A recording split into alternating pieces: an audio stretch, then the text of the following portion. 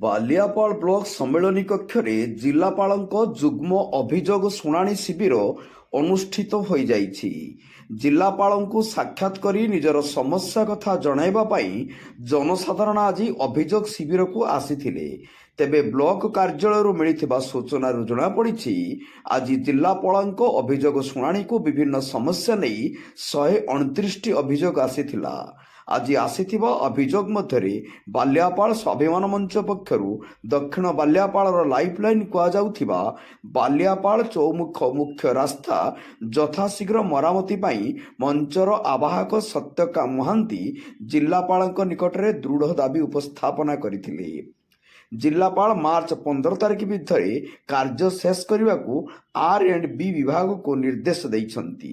ସେହିପରି ବିଷ୍ଣୁପୁର ପଞ୍ଚାୟତର ବହୁ ପରିମାଣର ସରକାରୀ ଜାଗା ଥିଲେ ମଧ୍ୟ ବ୍ୟକ୍ତିଗତ ଜାଗାରେ ସରକାରଙ୍କ ମୋ ବ୍ୟାଙ୍କ ଗୃହ ହେଉଥିବା ନେଇ ସୂଚନା ଅଧିକାର ଆଇନ ବଳରେ ସଂଗୃହୀତ ନକଲ ପଞ୍ଚାୟତର ୱାର୍ଡ ସଦସ୍ୟ ଗୋପୀନାଥ ସେଠୀଙ୍କ ନେତୃତ୍ୱରେ ପଞ୍ଚାୟତବାସୀ ଜିଲ୍ଲାପାଳଙ୍କୁ ଅଭିଯୋଗରେ ଦେଇଥିଲେ।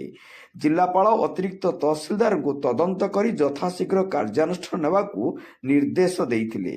ତେବେ ଆଜିର ଏହି ଅଭିଯୋଗ ଶୁଣାଣିରେ ଅଧିକାରୀଙ୍କ ଠାରୁ ଅଭିଯୋଗକାରୀ କମ୍ ପରିଲକ୍ଷିତ ହୋଇଥିଲା।